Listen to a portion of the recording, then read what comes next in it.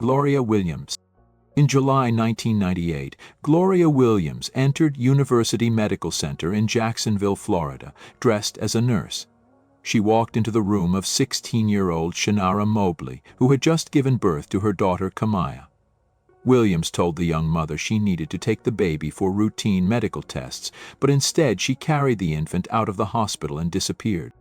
For nearly 2 decades, the case of the missing newborn haunted Jacksonville, leaving Janiya Mobley and Kamaya's father, Craig Aiken, searching for answers that never came.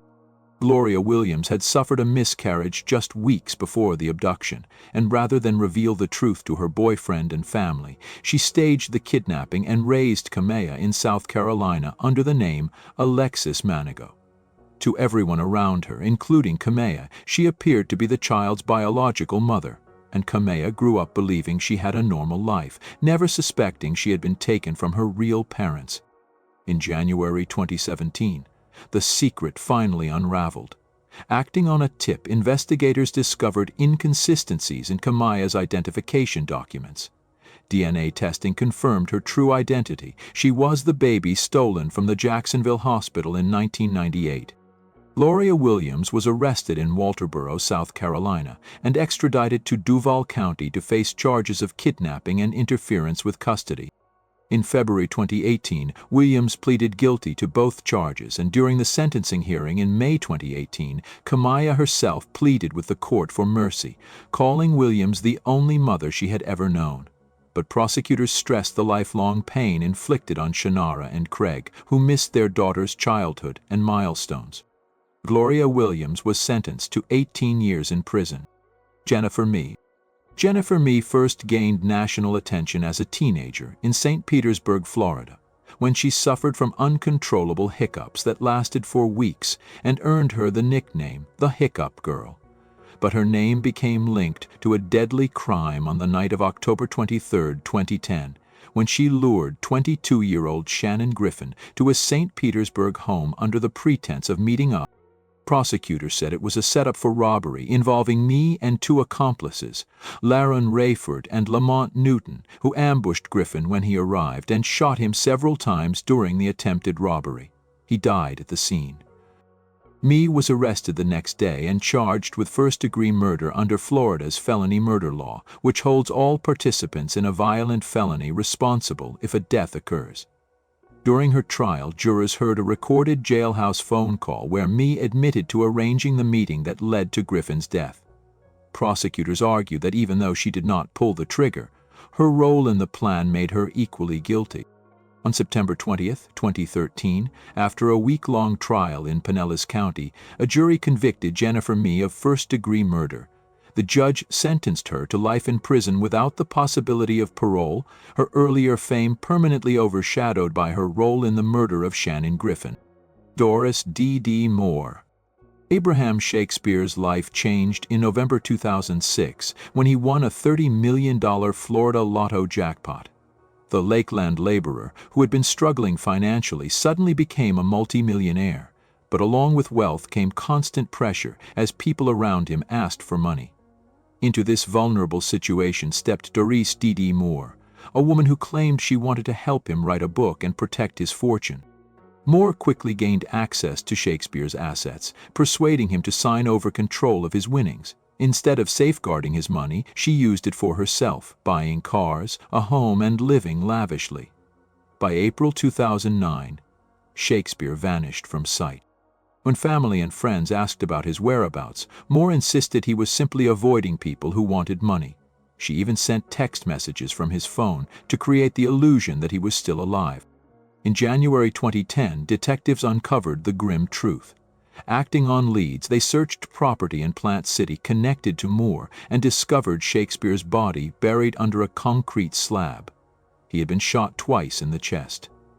Investigators testified that Moore had paid others to help her cover up the crime, tried to bribe witnesses, and offered false explanations to keep suspicion away from herself. She was arrested in February 2010 and charged with first-degree murder. Witnesses, including Moore's former boyfriend, testified that she involved them in digging the hole that became Shakespeare's grave. He was found guilty on December 10, 2012, and sentenced to life in prison without the possibility of parole. Catherine Magbenois. On July 18, 2014, Florida State University law professor Dan Markell was ambushed and shot in the head in his Tallahassee driveway. It was later determined that his killing was a murder-for-hire plot linked to his contentious divorce and custody dispute with his ex-wife, Wendy Adelson. Prosecutors revealed that Catherine Magbenois, who was romantically connected to both Wendy's brother Charlie Adelson and one of the hired gunmen Sigfredo Garcia, acted as the central link in the conspiracy. They argued that she arranged the payments and coordinated between the Adelson family and the shooters, Garcia and Luis Rivera. Rivera eventually cooperated with authorities, admitting his role and testifying about the plot, which further implicated Magbenois. In May 2022, a Leon County jury found Magbenois guilty of first-degree murder, conspiracy to commit murder, and solicitation. On May 27, 2022, she was convicted on all counts.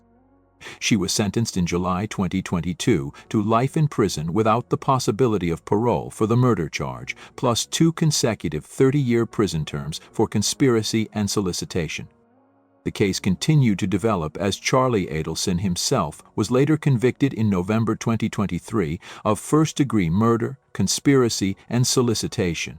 He was sentenced the following month to life in prison, adding another conviction to the broader conspiracy that claimed Dan Markell's life. Mary Rice. In early 2017, a wave of fear swept across Florida and Alabama when William "Billy" Boyett and Mary Rice launched a violent spree that claimed the lives of 4 women. On January 31, 2017, Boyett killed his own girlfriend, 30-year-old Alicia Greer, along with 39-year-old Jacqueline Moore inside a motel room in Milton, Santa Rosa County. Days later, on February 3, 2017, the pair crossed into Baldwin County, Alabama, where Boyett fatally shot 52-year-old Peggy Bras outside her home in Lillian. The violence escalated again on February 6, 2017, when Boyett ambushed 28-year-old Kayla Crocker inside her Beulah home in Escambia County, shooting her in front of her young child. Mary Rice did not stop Boyett. Instead, she actively helped him by driving getaway vehicles, aiding in car thefts, and assisting him in evading law enforcement while the two crossed state lines. Their run ended on February 7, 2017, when they were cornered at a motel in West Point, Georgia. Boyett died by suicide, but Rice surrendered and was taken into custody without incident. Prosecutors argued that Rice was not a hostage but a willing accomplice, enabling Boyett's killings through her cooperation. In September 2018, she was found guilty of first-degree murder and accessory after the fact in connection with the killing of Kayla Crocker. On September 28, 2018, the court sentenced Mary Rice to life in prison for the murder conviction, plus an additional 30 years on the accessory charge, to be served consecutively. Dalia Dippolito. In August 2009, Palm Beach police uncovered a chilling plot. When Dalia Dippolito, a young newlywed, had approached a friend about finding someone who could kill her husband, Michael Dippolito. That friend alerted police, and soon Dalia was meeting with an undercover officer posing as a hitman. On tape, she told him she was 5,000% sure she wanted her husband dead, and she agreed to pay for the murder. The sting operation was elaborate. With the TV show Cops filming alongside law enforcement, detectives staged a fake crime scene outside the Dippolito home, making it look as if Michael had been shot. When officers told Dalia her husband was gone, she broke down in front of the cameras. But minutes later, the facade crumbled. She was confronted by the undercover officer she had tried to hire, and police placed her under arrest on the spot. Her case stretched through years of legal battles. A first trial in 2011 ended with a conviction and a 20-year sentence, but that verdict was overturned on appeal due to errors in jury selection. A second trial in 2016 ended in a mistrial when jurors could not reach a unanimous decision. Finally, in June 2017, a third jury found her guilty of solicitation to commit first-degree murder. On July 21, 2017, Judge Glenn Kelly sentenced Dalia Dippolito to 16 years in state prison. Today she remains incarcerated in Florida, serving her sentence with a projected release date in 2032. Janiya Thomas. In Manatee County, Florida, the case of Janiya Thomas shocked the state with its brutality.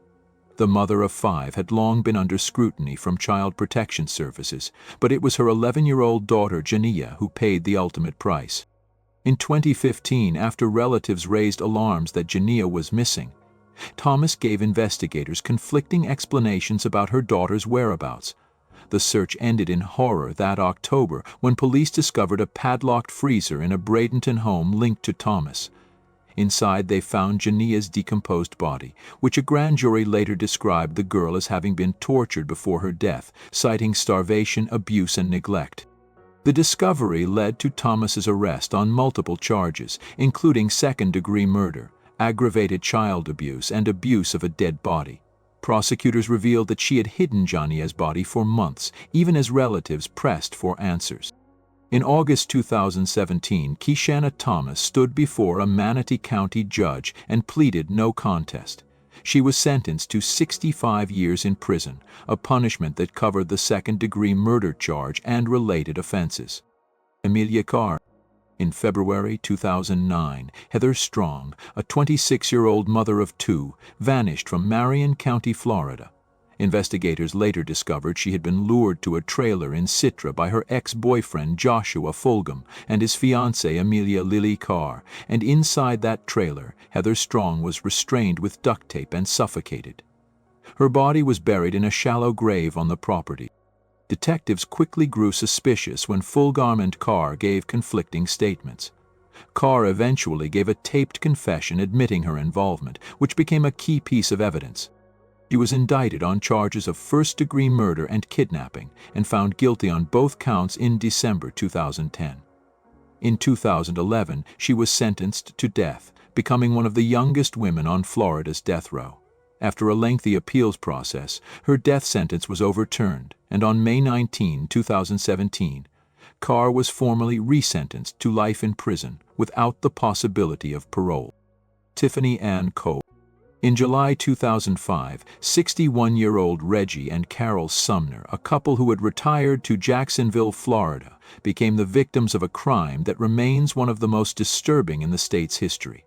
They had once shown kindness to Tiffany Ann Cole, a young woman who lived next door to them in South Carolina.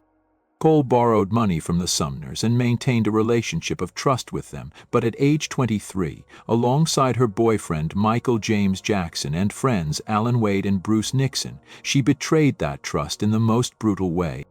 The group believed the elderly couple had money to steal and planned to take everything from them.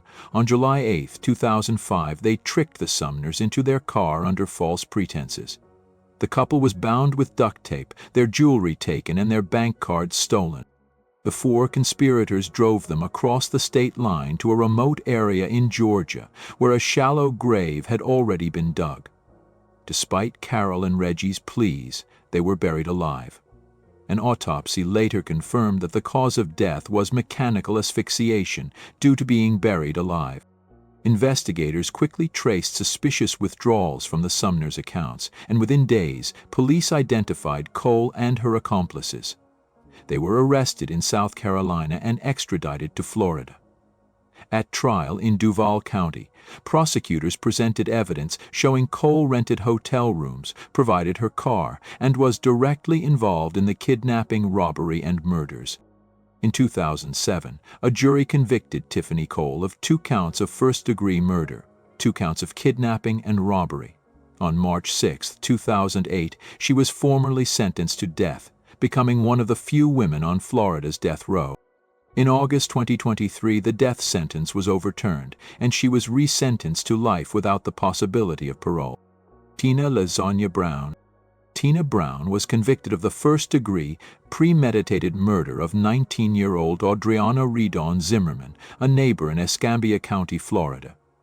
On March 24, 2010, Brown, her daughter Brittany Angelique Miller, 16 years old at the time, and neighbor Heather Triney Lee abducted Zimmerman, beat her with a crowbar and stunning her with a stun gun, dragged her into a car, drove her to a wooded area, doused her with gasoline, set her on fire. after which she fled toward a home to call 911 with severe burns across approximately 60% of her body. Zimmerman died from her injuries on April 9, 2010. The relationships among the three perpetrators and the victim were not random. They lived in neighboring trailers in the same mobile home park, and the conflict stemmed, in part, from a dispute over a boyfriend and prior altercations, including one involving a stun gun. Tina Brown was found guilty of first-degree murder and sentenced to death on September 28, 2012. Her co-defendant, Heather Triney Lee, pleaded guilty to second-degree murder and was sentenced to 25 years in prison on July 20th. Brittany Angelique Miller pleaded guilty to first-degree murder, but because she was a juvenile, 16 years old at the time of the offense, she was spared the death penalty and sentenced to life in prison without the possibility of parole. Kimberly Kesler. In May 2018, 34-year-old hairstylist Jolene Cummings of Nassau County, Florida, disappeared after leaving her job at Tangle's Hair Salon in Yulee on Mother's Day weekend. When she failed to pick up her children the following day, her family reported her missing, and investigators quickly launched a search. Attention soon turned to a co-worker who had recently been hired under the name Jennifer Seibert. Detectives later discovered that this woman was actually Kimberly Kesler, originally from Butler County, Pennsylvania, who had spent years living under at least 17 aliases across multiple states. Evidence tied Kesler to the disappearance. Jolene's SUV was found abandoned near a Home Depot, and surveillance footage, along with blood evidence inside the salon, placed Kesler at the center of the case. Authorities concluded that Jolene had been killed, though her body was never recovered. Kesler was arrested and charged with first-degree murder. Throughout the legal process, she became notorious for her courtroom outbursts and bizarre behavior, including hunger strikes and repeated disruptions. Despite her actions, the case proceeded, and in December 2021, a Nassau County jury found her guilty of murdering Jolene Cummings.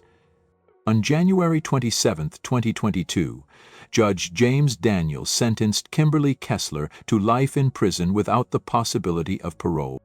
Julie Powers Schinecker. In late January 2011, the quiet Tampa suburb of New Tampa became the scene of one of Florida's most disturbing family murders.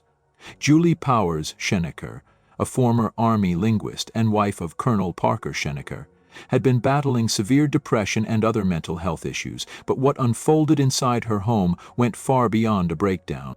On January 27th, police discovered her two children, 16-year-old Calyx and 13-year-old Beau, shot execution-style with a .38 caliber revolver their mother had purchased only days earlier.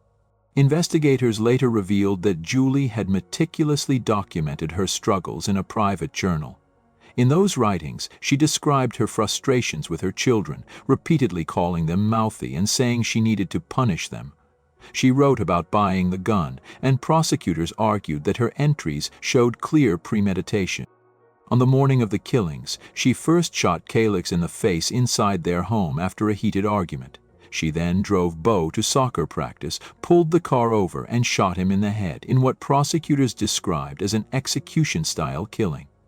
When officers arrived, they found Julie covered in blood, dazed, and holding the weapon. She confessed almost immediately, telling them she killed the teenagers because she could no longer handle their behavior. Detectives testified that she admitted to planning the murders and purchasing the revolver 5 days before carrying them out. Jurors heard her own words from her journals, heard detectives describe her confession, and saw how deliberately the killings were carried out. On May 15, 2014, after just over 2 weeks of testimony, the jury found her guilty of 2 counts of first-degree murder.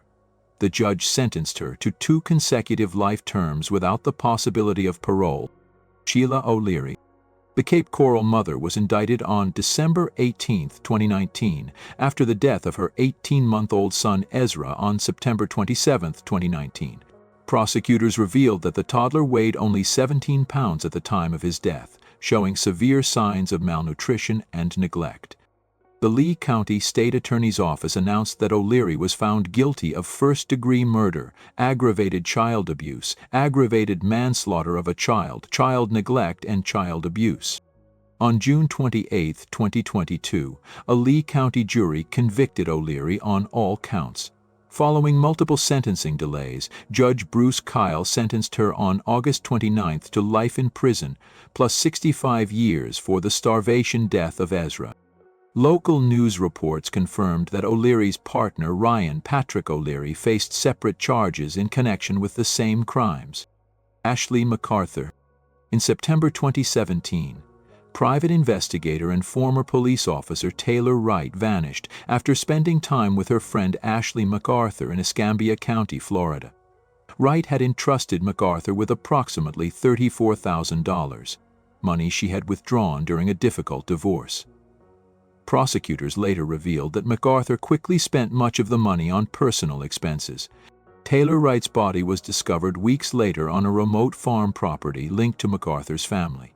Investigators identified her remains partly through a distinctive bullet necklace she was known to wear. She had been shot once in the back of the head. Ashley MacArthur, once employed as a crime scene technician, was arrested and charged with first-degree premeditated murder. During the investigation and trial, prosecutors detailed how MacArthur misused Wright's money and then tried to cover her tracks by spreading false stories about Wright leaving town. In August 2019, a Florida jury found MacArthur guilty of first-degree murder. The court sentenced her to life in prison with a mandatory minimum of 25 years before she can be considered for parole. Brianna Williams. In September 2022, Brianna Williams, a former U.S. Navy petty officer from Jacksonville, Florida, stood before a Duval County judge and admitted responsibility for the death of her 5-year-old daughter, Taylor Rose Williams. She pleaded guilty to second-degree murder, ending nearly 3 years of speculation, denials, and unanswered questions surrounding the little girl's disappearance and death. Williams had first reported Taylor missing in November 2019, prompting an Amber Alert and an intense multi-state search. Investigators quickly noticed inconsistencies in her story, and neighbors revealed they hadn't seen the child for months. Then, within a week, the search ended tragically when skeletal remains were discovered in Demopolis, Alabama, a rural area near where Brianna had grown up. The remains were confirmed to be those of Taylor Rose. After her arrest, Williams faced multiple charges, including aggravated child abuse and lying to investigators. Prosecutors later pursued second-degree murder, and on September 20, 2022, Judge Kevin Blaze sentenced Brianna Williams to life in prison without the possibility of parole. Rachel Wade. On the night of April 14, 2009, in Pinellas Park, Florida, 18-year-old Sarah Ludeman was fatally stabbed during a confrontation with 19-year-old Rachel Wade. The conflict between the two women stemmed from a bitter rivalry over their relationships with the same young man, Joshua Camacho. Witnesses said Wade arrived armed with a kitchen knife after heated exchanges and threats. When Ludeman pulled up in her van, Wade lunged and drove the knife into her chest, piercing her heart. Efforts to save Ludeman failed, and she died from the wound at the scene. Police arrested Wade that same night and charged her with second-degree murder. At trial in July 2010, prosecutors presented voicemails where Wade had threatened to kill Ludeman if the love triangle continued. They argued the killing was not an accident, but the result of mounting jealousy and intent. The defense maintained that Wade acted in self-defense, claiming Ludeman attacked her first. Jurors, however, were persuaded by the evidence of Wade's own words and the fatal wound. On July 23, 2010, the jury found Rachel Wade guilty of second-degree murder. That September, a judge sentenced her to 27 years in state prison. Ana Maria Cardona. In November 1990, Miami Beach police discovered the body of a young boy, later identified as 3-year-old Lazaro Figueroa. Investigators said the child had been beaten, starved, and abused, and at the time he was known only as the Baby Lollipops boy, because of the shirt he was wearing when his body was found. Authorities eventually arrested his mother, Ana Maria Cardona, and her girlfriend, Olivier Gonzalez Mendoza. Prosecutors alleged that Cardona inflicted repeated acts of torture on Lazaro, including starvation and brutal beatings, before his death. In 1992, she was convicted of first-degree murder and aggravated child abuse. She was sentenced to death for what the Florida Supreme Court later described as long-standing and systematic cruelty toward her son. The Florida Supreme Court later overturned earlier convictions, and in December 2017, after her third trial, a Miami-Dade jury found Amelia Carr guilty of second-degree murder and aggravated child abuse. This time, she was sentenced to life in prison on the murder conviction and an additional 15 years on the child abuse count. Nicole Nachtman. In August 2015, deputies in Hillsborough County discovered a crime scene that would shake the Carrollwood community. Inside a family home, investigators found 56-year-old Vicki Nachtman and her husband, 67-year-old retired Navy Captain Richard Bob Lawton, shot to death. Their daughter, 21-year-old Nicole Nachtman, a Florida State University student, quickly became the prime suspect. Evidence showed that Richard was shot as he entered the home, and Vicki was killed when she arrived soon after. Prosecutors argued that Nicole had ambushed both of them with a gun inside the house. Neighbors grew concerned when Vicki, an assistant principal at a local elementary school, failed to appear for work, a highly unusual absence that prompted a welfare check and led to the discovery of the bodies. Nicole was arrested days later, and at trial, prosecutors presented her actions as deliberate, while the defense argued she suffered from mental illness and long-term emotional abuse from her mother.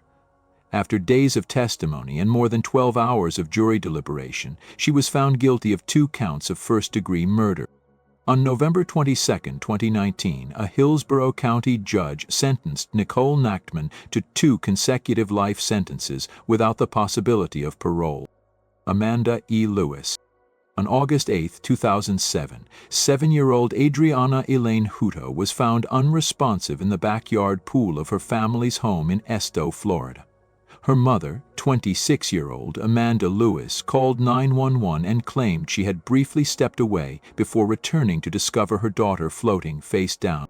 She insisted it was a tragic accident. However, questions began to surface almost immediately. Adriana had been able to swim, the pool was shallow, and the circumstances did not align with a typical drowning.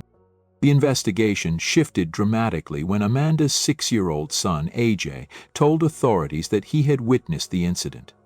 He said he saw his mother intentionally hold Adriana under the water until she stopped moving. His testimony painted a picture far different from the one Amanda had given during her 911 call. Then investigators began to focus on evidence that suggested Adriana's death was not accidental. Amanda was arrested in September 2007 and charged with first-degree murder and aggravated child abuse. Her trial began in February 2008 in Washington County, Florida, drawing national attention. Prosecutors emphasized AJ's eyewitness account, while the defense argued that the child had been influenced and was unreliable. Jurors, however, were persuaded that his testimony was consistent and credible, especially when considered alongside medical findings that contradicted Amanda's explanation. At the conclusion of the trial, Amanda Lewis was convicted of first-degree murder and aggravated child abuse. On February 14, 2008, she was sentenced to life in prison without the possibility of parole, ensuring she would never leave the custody of the Florida Department of Corrections. Kimberly Dawn Lucas. In May 2014, in Jupiter, Florida, 40-year-old Kimberly Lucas was arrested after 2-year-old Eliana Lucas Jameson was found dead in a bathtub and her 10-year-old brother survived an overdose. Investigators reported that Lucas had given the children anti-anxiety medication before Eliana was drowned. Police records and court filings revealed that the act had been planned and carried out inside the family's home, where Lucas had lived with her partner, Jacqueline Jamison, and the 2 children. Prosecutors initially prepared the case as a potential capital trial, but a judge later ruled that the death penalty would not apply. The trial was scheduled to begin on September 14, 2017, though it was disrupted by Hurricane Irma. On September 26, 2017, Kimberly Lucas entered a guilty plea to first-degree murder in the death of Eliana and to attempted first-degree murder for the attack on her surviving child. That same day, a Palm Beach County judge sentenced her to life in prison without the possibility of parole, along with a consecutive 30-year sentence on the attempted murder charge. If you enjoyed this and want to see more interesting videos, I'm going to be posting every day on this channel. I would really appreciate it if you like and subscribe. Thank you very much.